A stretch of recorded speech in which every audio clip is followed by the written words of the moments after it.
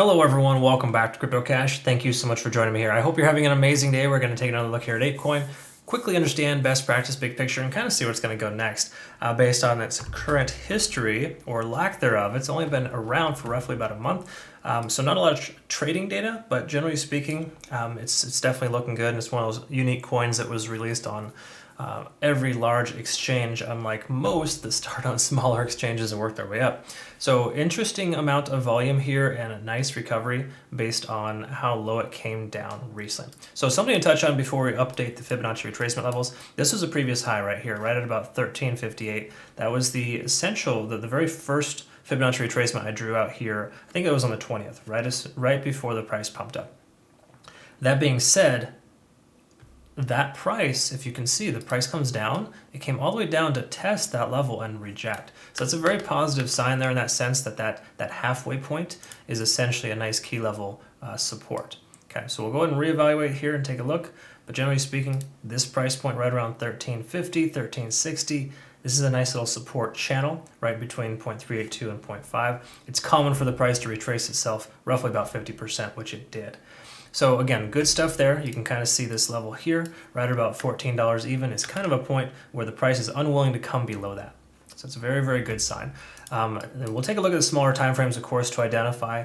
But generally speaking, we're looking positive here. We don't have enough data for the moving averages. RSI is trying to test 70 once more. But all good stuff here in that sense. Honestly, the way in which this recovered based on the market right now is pretty impressive. I'm willing to speculate we have a tremendous amount of volume, which is much higher than the weeks previous. So we're definitely looking good here. There's a lot more interest, you could say. It's more social sentiment, I'm speculating, based on the simple fact that we have tremendous more volume. That's important to acknowledge. So taking a look here at the 4 hour, we can see we're still above both moving averages. The price didn't even come down to even bother to test that. It's kind of helping us with that trend. Now, speaking of trend, you can oftentimes draw trend lines that are very much concurrent or inevitably will become concurrent with the 50-day set moving average. So this 50-day SMA is probably just going to keep working itself up with the price action, just kind of naturally having that same direction. Okay, so whether or not we maintain this trend line or bounce off the 50-day SMA implies that we should expect that to continue higher. Okay, now this line here is a previous all-time high. Minus the first couple of days of trading, right? So if we take a look at this here, of course, we can see that there was a resistance level, couldn't get past above, and then it comes back up here to test, got rejected, and then blasts straight through. You can see this increased amount of volume here as soon as we broke through that resistance level. It's a very common occurrence. Sometimes it can be a short squeeze, of course, when a lot of shorts are forced to sell because they get stopped out. But also, just generally speaking, more buying pressure, more interest, prices increasing, big surprise. So generally speaking at this point, it does look like it wants to continue to trend upwards and break 1750. There is a likelihood of that based on this continuation being very healthy. But we want to take a look here and we can acknowledge that we came down to a 9, got a reset and back up to a 7. So hypothetically, in most cases, you don't see a lot of progression.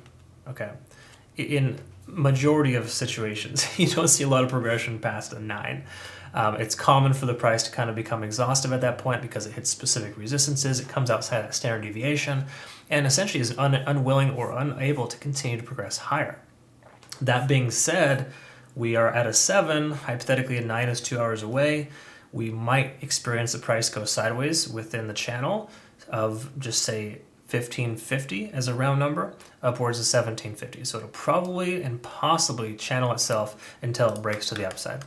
Okay, so just keep that in mind. It's actually a positive thing if the price were to come up here and test a few times and get rejected. As long as we continue to maintain this ascending type of pattern, we're in good shape. Okay, so again, mostly good stuff here. I don't see any reason why it would turn around. Pending Bitcoin doesn't drop sub 39,000, I think Apecoin's going to maintain itself. It's looking very good, and the key is that we have the volume to back that up. Not a lot of coins are having this kind of volume this weekend. I think CRV and a handful of others are technically. We actually are seeing some Bitcoin dominance decreasing, which basically just implies that even though Bitcoin is slowly progressing back up, it's at 39,700 at this point, we will expect and anticipate the altcoin market, specific coins like these, to adopt that amount of dominance. Okay, so as Bitcoin dominance decreases, altcoins will inevitably increase in value. So it's kind of that interesting ebbs and flows. A lot of times we see that happen on the weekends too. When there's less volume from Bitcoin, there's generally more volume in specific sectors. So Apecoin is one of those. But anyways, good stuff there in that sense. Taking a look quickly at the 1 hour, we'll call it a day. TD sequential. Something to also acknowledge, and this is something I'm a very firm believer in, when you see 2 9s in TD sequential, a reversal is imminent. In other words, the bears pushed down here, got what they wanted, got greedy, pushed down even further, and now the bulls are like, hell no, we're not going to go any lower than this. We want the price to come back up because this is our all-time high, our most recent high rather, and we are not willing for this price to come back up or to come any lower. We want it to come back up. We're gonna start buying. And in other words, there's diminished selling pressure during this time frame, and the increase is inevitable.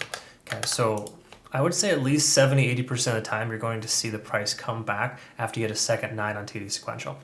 So just keep that in mind. We did hit a 9 here though, and we went up to overtime. Now we're consolidating. So we're slightly overextended too to the upside. So you got to keep that in mind. Therefore, consolidation and or retracement would be helpful to get enough momentum to be able to leg up again. But once again, you got to keep in mind we're at a 7 on TD sequential on the 4 hour, and we just hit a 9 recently and just got a reset on the 1. So that basically implies that we have maybe 8 hours worth of continuation of the upside before the price comes back down or gets rejected. Okay. Again, hypothetically, that's what we could see. So that being said, that school of thought could push us up here further. We could very well break this resistance here on this push. I do think that's a possibility. Definitely looking good here in that sense. I'm willing to speculate we're well above the cloud and we're doing okay. So we had a nice clean break above the cloud. Very helpful there in that sense. And of course, lagging spans free of any price action, conversion lines above the baseline. And obviously the cloud itself is maintaining itself in this ascending type of direction. Okay. So again, all good stuff here. There's literally nothing I can see that's adverse minus the overextension on the 4 hour, which implies in the next 8 to 10 hours, 8 to 12 hours maybe, we could see a potential retracement.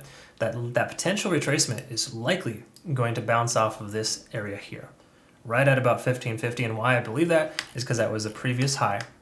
Again, if you do not take into consideration the very first day of trading, a couple of days of trading, you can see that this was essentially the highest point at which the price would go. Therefore, it should be the lowest point at which it should go now, at least on this ascending type of trend. All right, so again, that's kind of what we're looking at here. All good stuff here, I would say, for Apecoin.